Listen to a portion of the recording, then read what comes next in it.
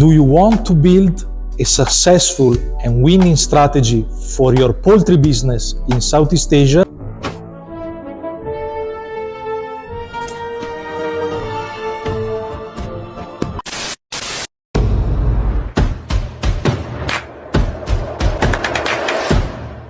Hi, I'm Carmelo Ferlito, the CEO of the Center for Market Education.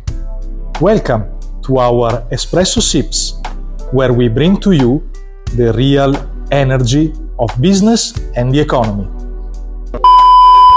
For many industries, Southeast Asia is the fastest growing market, and many people try to attack it. This is the same for the poultry industry. But please, don't jump in the dark. Do you want to build a successful and winning strategy for your poultry business in Southeast Asia? Come to the Center for Market Education.